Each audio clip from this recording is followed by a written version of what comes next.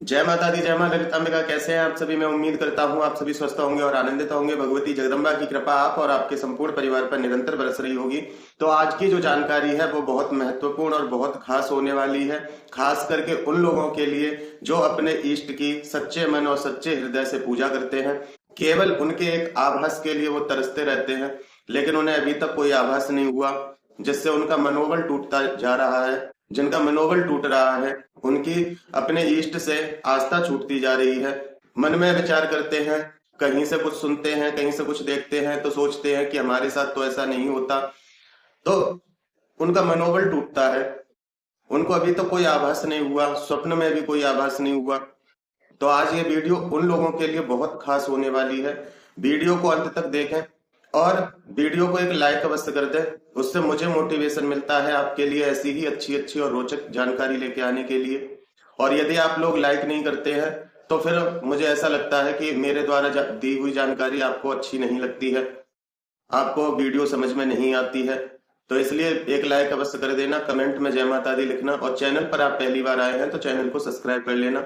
देखिए, आज की जो वीडियो है वो किन किन लोगों के लिए खास है।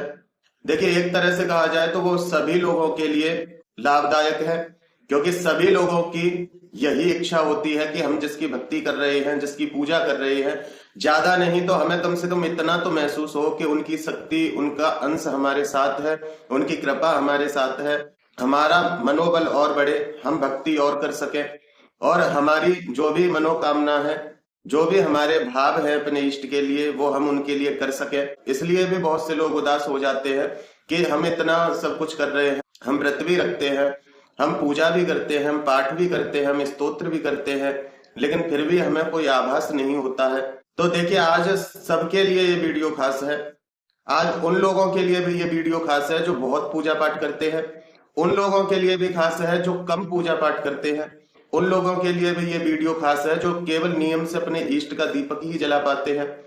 ये वीडियो उन लोगों के लिए भी खास है जो 5 या 10 मिनट ही पूजा कर पाते हैं।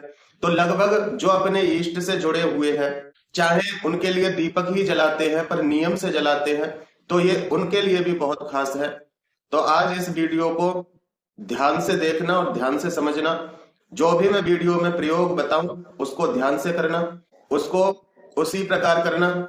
आपको अपने इष्ट का आभास होने लग जाएगा। अगर आपके अनुभव बंद हैं तो अनुभव खुल जाएंगे।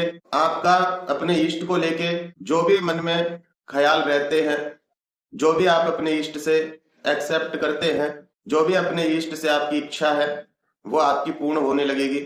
इस वीडियो को ज्यादा से ज्यादा शेयर करना, जिससे आपकी तरह ना जाने कितने लोग इसी कारण से पूजा भक्ति छोड़ देते हैं। जब उनके अनुभव नहीं होते हैं उन्हें, तो वो पूजा भक्ति छोड़ देते हैं और वो नास्तिक बन जाते हैं। फिर सबसे कहते फिरते हैं कुछ नहीं होता, हमने तो इतनी साल भक्ति की, इतनी साल पूजा की, कुछ नहीं होता है।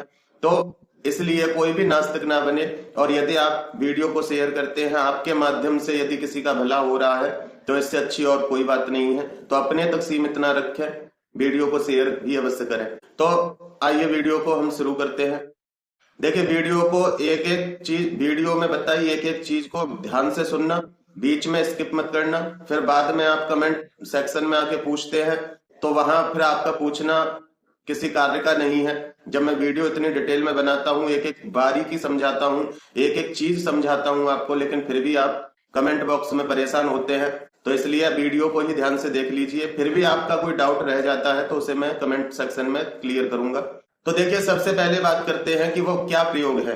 तो देखिए, जो व्यक्ति इस प्रयोग के लिए, अपने इष्ट के आभास अनुभव के लिए, उनकी शक्ति के अनुभव के लिए, सबसे पहले तो व्यक्ति को अपने इष्ट का पता होना चाहिए। ऐसा नहीं कि आज किसी की पूजा कर ली, कल किसी की पूजा कर ली, ऐसा नहीं। भक्ति पूजा हर किसी की कर सकते हो, लेकिन जो एक समर्पण होता है वो अपने इष्ट के लिए होता है। तो आपको अपने इष्ट का पता होना चाहिए। नियम से आप उनकी पूजा कीजिए, ज्यादा नहीं कर सकते। दीपक जला के उनका चालीसा भी आप पढ़ते हैं तो भी वो भक्ति ही है। अगर आप आरती भी करते हैं तो वो भक्ति ही है। आप उनके लिए 5 मिनट आसन पे बैठते हैं, वो भक्ति ही है। तो इस प्रकार से वो भक्ति है। आप उनको याद करते रहते हैं, वो भी एक भक्ति ही है। नवदा भक्ति होती है, जिसको कहते हैं श्रवणम कीर्तनम विष्णु स्मरणम पाद सेवनम अर्चनम वंदनम दास्य सख्यात्म निवेदनम। ये 9 प्रकार की भक्ति हैं। यदि आप उनके नाम का जप करते हैं, आप उनका ध्यान करते हैं, ये भी भक्ति है। तो आप किसी भी प्रकार से भक्ति करते हो, ये उनके लिए है, ये उन लोगों के लिए नहीं है कि जो भक्ति का कोई भी चरण फॉलो नहीं करते हैं, भक्ति किसी भी प्रकार से नहीं करते और वो चाहते हैं कि हमें शक्ति का आभास हो, तो उनके लिए ये प्रयोग कार्य नहीं करेगा। तो आपको करना क्या है, पहले सबसे पहले आपको ये देखना है कि आपके इष्ट का दिन कौन सा है। जैसे जो लोग माँ दुर्गा की भक्ति करते हैं तो साधारण सी बात है, या तो बुधवार या शुक्रवार उनका दिन होता है। भगवान शिव की भक्ति करने वाले सोमवार को प्राथमिकता देते हैं, सोमवार उनका दिन होता है। माँ काली की भक्ति करने वाले मंगलवार या शनिवार करते हैं, लेकिन शनिवार को ज्यादा महत्व देते हैं। हनुमान जी की पूजा करने वाले मंगलवार शनिवार दोनों में से कोई भी चुन सकते हैं, दोनों ही वारों में उनकी पूजा होती है। भगवान नारायण के लिए बृहस्पति का दिन शुभ माना जाता है, गुरुवार का दिन उनके लिए शुभ माना गया है, उस दिन उनकी भक्ति पूजा की जाती है। माँ लक्ष्मी के लिए शुक्रवार का दिन श्रेष्ठ होता है, माँ संतोषी के लिए शुक्रवार का दिन श्रेष्ठ होता है, भैरव जी के भक्तों के लिए रविवार का दिन श्रेष्ठ होता है।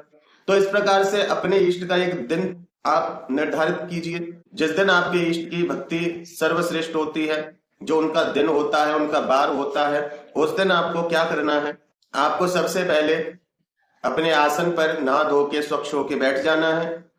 बैठ करके आपका आसन लाल होगा, चाहे आपके इष्ट कोई भी हो। अपने आसन पर बैठ के 3 बार आचमन करें, हाथ में जल लें और उसको ग्रहण करें। इससे आपके तन की मन की शुद्धि होती है, अंतःकरण की शुद्धि होती है। 3 बार आचमन करने के बाद आप दीपक प्रज्वलित कर लें, अपने इष्ट का नाम लेकर श्री गणेशाय नमः बोलकर अपने इष्ट का नाम लीजिए और दीपक प्रज्वलित कीजिए। दीपक प्रज्वलित करने के बाद धूप दीप दिखाइए, फल फूल चढ़ाइए, टीका चंदन लगाइए, इस प्रकार उनकी पूजा कर लीजिए। पूजा करने के बाद आप एक कंडे को अपने सामने रखें, उसको 70 से 80% जला लीजिए। ज्यादा राख नहीं करना है, 70 से 80% उसको जला लीजिए। उसको अपने सामने रख लीजिए। सामने रखकर उस पर घी चढ़ाइए। घी चढ़ा के थोड़ी हवन सामग्री चढ़ाइए और कपूर में जो आपने अपने इष्ट देव का दीपक जलाया है उसमें से एक ज्योति लीजिए और अपने इष्ट का ध्यान कीजिए और उनसे प्रार्थना कीजिए कि हे प्रभु, मैं आपको भोग देने जा रहा हूं, आप ज्योत पर आइए और भोग ग्रहण कीजिए। आप उस कपूर को ज्योत पर रख दीजिए, वो ज्योत पर अग्नि प्रज्वलित हो जाएगी। वो अग्नि जो प्रज्वलित हुई है वो आपके इष्ट का स्वरूप है, ज्योति स्वरूप है, उसको प्रणाम कीजिए। उस पर स्नान के निमित्त जल के छींटे लगाइए, टीका चंदन लगाइए। उसके बाद फिर आपको क्या करना है, 5 बार घी चढ़ाना है। ओम प्राणाय स्वाहा, ओम अपानाय स्वाहा, ओम व्यानाय स्वाहा, ओम उदानाय स्वाहा, ओम समानाय स्वाहा। इस प्रकार 5 बार उस पर घी चढ़ा लीजिए। 5 बार घी चढ़ाने के बाद फिर आपको भोग देना है। भोग कैसे देना है वो ध्यान से सुन लीजिए। सबसे पहले आपको एक लौंग का जोड़ा लेना है। लौंग टूटी ना हो, उसके फूल साबुत हो, फूल टूटे ना हुए हो, झड़े हुए ना हो, घिसे हुए ना हो, साफ सुथरी लौंग हो। 2 लौंग लीजिए, थोड़ा सा गुड़ लगाइए उसके ऊपर और चम्मच में रखिए घी। थोड़ा सा कटोरी में चम्मच में घी ले लीजिए, उसके ऊपर वो रखिए और आपको बोलना है कि हे गणों के स्वामी, हे गणपति महाराज, मेरे मूलाधार के रक्षक, हे प्रभु गजानन, भयों का नाश करने वाले, विघ्नहर्ता, सभी विघ्नों का नाश करने वाले हैं। आप गणों के पति हैं, भूत प्रेत आदि सभी को शांत करने वाले देव हैं। हे प्रभु, मेरे मूलाधार को मजबूत कीजिए, मेरे मूलाधार को ऊर्जावान बनाइए और मेरी कुंडलिनी शक्ति को अग्रसर कीजिए। हे प्रभु, मैं आपको भोग समर्पित करता हूं, आपकी जय हो, आपकी सदा ही जय हो। इस प्रकार कहकर आपको ओम गंगणपतये नमः बोलकर वो लौंग का जोड़ा, गुड़ और घी जोत पर चढ़ा देना है। इसके बाद आपको 1 लौंग का जोड़ा और लेना है। थोड़ा गुड़ लीजिए और चम्मच में घी लीजिए और चम्मच में गुड़ और लौंग को रखकर फिर आपको बोलना है कि हे प्रभु गुरुदेव महाराज। यहां मैं पहले आपको बता देता हूं, यदि आपके गुरु नहीं है तो आप भगवान शिव के लिए भी कर सकते हैं। यदि आपके गुरु हैं तो आपको इस प्रकार बोलना है कि हे गुरुदेव महाराज, आपने मुझे अपना शिष्य बनाकर मेरे ऊपर कृपा की है। आप मुझे भगवान से मिलाने वाले और मोक्ष प्रदान करने वाले हैं। आप मुझे भगवान से साक्षात्कार कराने वाले हैं, आप मुझे मोक्ष प्राप्त कराने वाले हैं। हे गुरुदेव, मैं आपको बारंबार प्रणाम करता हूं, मैं आपको भोग समर्पित करता हूं। प्रभु गुरु तत्व रूप में आप भोग स्वीकार कीजिए और आपको ओम गम गुरुवे नमः बोलकर वो लौंग, गुड़ और घी उस जोत पर चढ़ा देने हैं। इसके बाद फिर आप एक लौंग का जोड़ा लीजिए, थोड़ा सा गुड़ लीजिए, चम्मच में घी लेकर उसके ऊपर रख लीजिए और फिर आपको बोलना है, जो भी आपकी कुलदेवी हैं, चाहे कोई भी हो, ये ध्यान रखना, चाहे कोई भी हो, आप उनका नाम जानते हैं तो उनके नाम से आपको चढ़ाना है। यदि नाम नहीं जानते हैं तो आपको बोलना है कि हे मेरे घर की कुलदेवी माँ, जो भी मेरे घर की कुलदेवी हैं, मैं नहीं जानता कि मेरे घर की कुलदेवी कौन है, आप जहां भी हैं, आपका शक्तिपीठ जहां भी है, मैं आपका आवाहन करता हूं या करती हूं, मैं आपको भोग समर्पित करता हूं। हे कुलदेवी माँ, भोग स्वीकार कीजिए। यदि आपकी कुलदेवी नहीं, कुल देवता है, तो आप कुल देवता के लिए भी यही बोल लेंगे। और फिर आपको बोलना है, ओम मम कुल देवी कुल देवताभ्यो नमः। और फिर वो लौंग का जोड़ा और घी और गुड़ जोत पर चढ़ा देने हैं। ये 3 भोग तो आपको देने हैं। अब जिनके गुरु नहीं है वो भगवान शिव के लिए कैसे चढ़ाएंगे? तो वो भगवान शिव के लिए गुरु रूप में इस प्रकार चढ़ाएंगे कि हे देवों के देव, हे महादेव, हे आदि गुरु, हे प्रभु, मेरे लिए जो भी गुरु तत्व आपने पृथ्वी पर निहित किया है, जो भी भविष्य में मेरे गुरु रूप में मुझे प्राप्त होंगे, जो आपके तत्व को लेकर आए हैं, जो गुरु के पद पर हैं, जिनके अंदर आपका तत्व निहित है, हे प्रभु, मैं अपने गुरु तत्व के लिए भोग समर्पित करता हूं। हे प्रभु भगवान शिव, मैं आपको भोग समर्पित करता हूं, स्वीकार करें, स्वीकार करें, स्वीकार करें। इस प्रकार बोलकर, चाहे तो आप ओम नमः शिवाय ओम बोलकर भी चढ़ा सकते हैं, नहीं तो आप ओम गम गुरुवे नमः बोलकर चढ़ा सकते हैं। ये 3 भोग आपको देने हैं, पहले गणपति, गुरु या भगवान शिव और अपनी कुलदेवी कुलदेवता। ये 3 भोग देने के बाद अब चौथा भोग जो देना है वो है आपके इष्ट का भोग। अब यहाँ बात कर लेते हैं। देखिए, अपने इष्ट के लिए जब भी आप भोग देंगे तो ये 3 भोग आप पहले दे लीजिए और ये 3 भोग देने के बाद फिर आपको ये देखना है कि आपके इष्ट कौन है। यदि आपके कोई भी इष्ट है तो आप चौथे नंबर पर अपने इष्ट का भोग चढ़ाएंगे और अपने जब इष्ट का भोग आप चढ़ाएंगे तो कम से कम 5 या 11 लौंग के जोड़े आपको देने हैं, उसी प्रकार से गुड़ और घी के साथ। उनका कोई मंत्र हो तो मंत्र के साथ प्रार्थना करते हुए। लेकिन यदि आपके इष्ट भगवान हनुमान जी महाराज हैं या माँ दुर्गा या माँ काली है तो उनका भोग देते समय आपको एक विशेष ध्यान रखना है। और वो क्या ध्यान रखना है वो भी मैं बताता हूं आपको। जैसे कि यदि आप माँ दुर्गा या माँ काली के भक्त हैं, आपकी इष्ट हैं वो, तो उनका भोग देने से पहले आपको हनुमान जी महाराज और भैरव जी के लिए भी भोग देना है। इसी प्रकार से देना है। 2 लौंग लीजिए, गुड़ लीजिए और घी लेकर चम्मच में आपको प्रार्थना करनी है, हे वीरों के वीर, हे महावीर हनुमान जी महाराज, माँ के साथ लांगुर रूप में चलने वाले हे वीर बजरंगी प्रभु, आप माता की अगवानी करते हैं, आप भगवती की अगवानी करते हैं।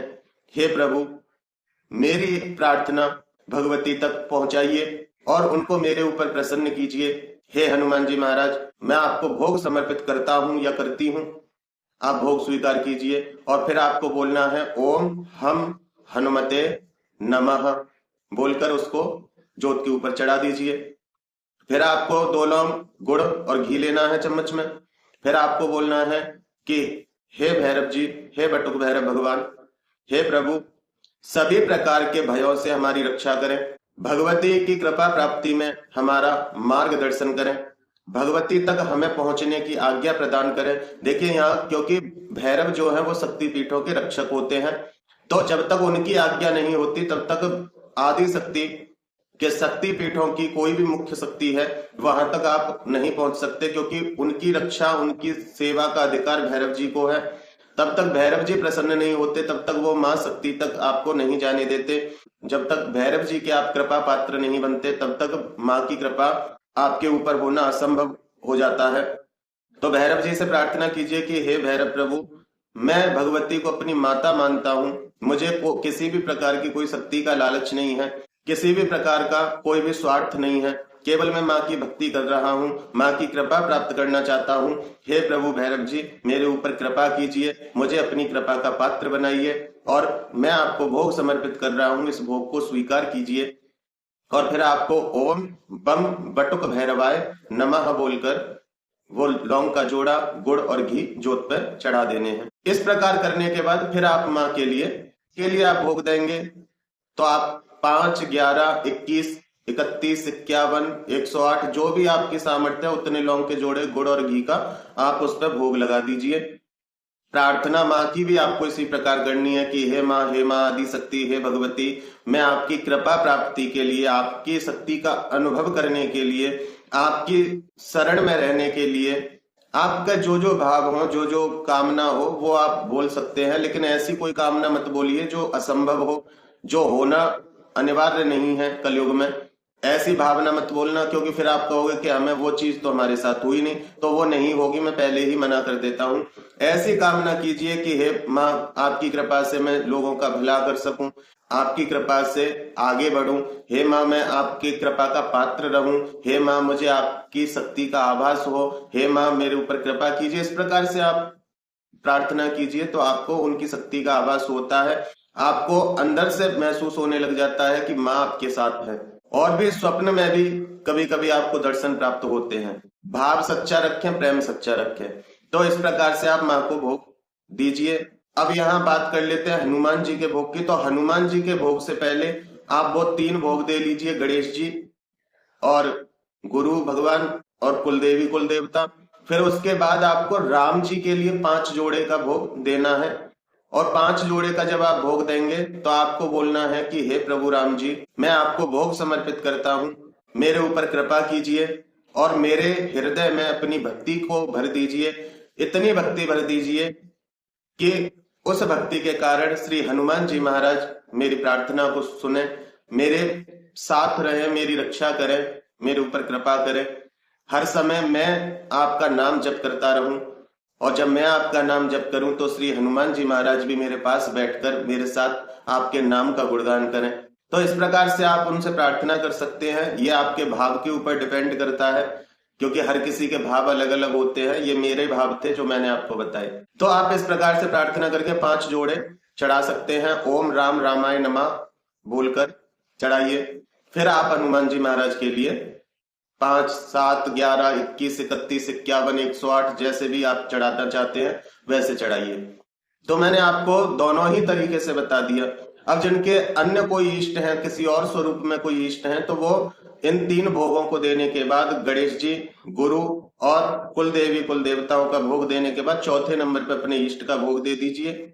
जो भी जितनी भी आपकी सामर्थ्य, जितनी भी आप आहुति रूप में भोग देना चाहते हैं उतना आप दे सकते हैं।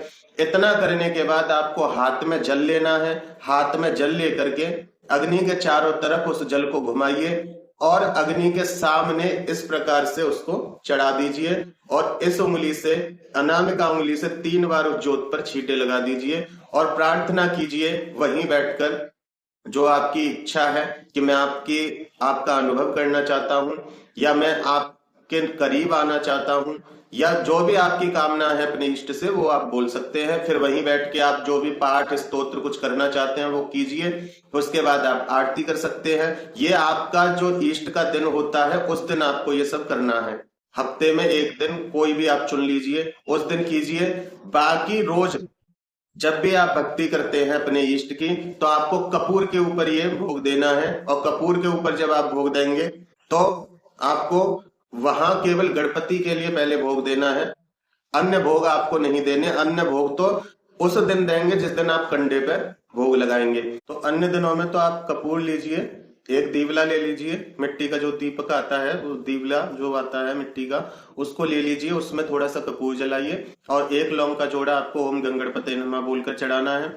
और फिर 2 लौंग के जोड़े आपको अपने इष्ट के नाम से चढ़ाने हैं और चारों तरफ जल घुमा के चढ़ा देना है। इस प्रकार से आप कीजिए। अगर ऐसे भी नहीं कर सकते हैं तो आप जब अपने इष्ट का दीपक जलाएं उसमें 2 लौंग और 2 इलायची डाल दीजिए, तो वो रोज आपका भोग जाएगा। हफ्ते में एक दिन आप कंडे पे इस प्रकार से भोग दीजिए। आपको अपने इष्ट का आभास 100% होगा और आप खुद महसूस कर पाएंगे कि जब से आपने ये कार्य करना शुरू किया है तब से आपको अपने इष्ट का आभास होता है, उनकी कृपा का आभास होता है। और कभी कभी स्वप्न में भी दर्शन होने लगते हैं, कभी कभी स्वप्न में भी दर्शन आपको हो जाते हैं, चाहे किसी भी रूप में हो। लेकिन आपका दिल और आपकी आत्मा समझ जाती है कि ये हमें इस प्रकार का सपना आया है, ये हमारे इष्ट थे। और कभी कभी जब आप ये प्रयोग करते रहेंगे, जब आपके अंदर प्योरिटी आने लगेगी, जब आप पूरी तरह से, जब जो लौंग का धुआं जो होता है उससे हमारे शरीर की शुद्धि होती है, जब पूरी तरह से हमारी शुद्धि हो जाती है तो फिर हमें वो अपने रूप में भी दर्शन देने लग जाते हैं। तो इसलिए ये कार्य को आप करते रहिए और आजीवन के लिए गांठ बांध लीजिए। और जब आप ये प्रयोग करने लगे, फिर आपको किसी को नहीं बताना है कि हम अपने इष्ट के लिए क्या करते हैं क्या नहीं करते हैं, लेकिन वीडियो को शेयर कर देना। लेकिन जब आप इस कार्य को करना प्रारंभ कर दें, फिर आपको किसी को नहीं बताना है, आपको अपने मुख से बोलकर किसी को नहीं बताना है कि हम ये करते हैं। और आप आजीवन करते रहिए, आपको बहुत अच्छे अच्छे दिव्य अनुभव होंगे, आपके इष्ट की आपको कृपा प्राप्त होगी। तो ये मैंने बहुत सोच समझने के बाद आपको जानकारी दी है, क्योंकि और एक बात मैं पहले ही बता देता हूं, कोई इसका दुरुपयोग करता है तो वहां ये कार्य नहीं करेगा, या यहां से देखकर कोई किसी को बताता है तो उसको भी लाभ नहीं होगा, ये मैं पहले ही बता देता हूं। क्योंकि प्रयोग मेरा दिया हुआ है, मैंने जो प्रयोग दिया है लोगों से कराया है, उनको लाभ हुआ है, तब मैंने ये आपको दिया है। और यदि मेरी बिना आज्ञा के कोई इसको करता है उसको लाभ नहीं होगा। तो ये जानकारी थी आज की बहुत महत्वपूर्ण। वीडियो को लाइक जरूर कर देना, कमेंट में जय माता दी लिखना। चैनल पर आप पहली बार आए हैं तो चैनल को सब्सक्राइब कर लेना। फिर मिलते हैं एक ऐसी ही नई और रोचक जानकारी के साथ अपनी अगली वीडियो में। तब तक अपना और अपने परिवार का ध्यान रखें, भगवान की भक्ति करें, निरंतर भक्ति करें और भक्ति पथ पर आगे बढ़ते रहें। जय माता दी, जय मां ललितांबिका।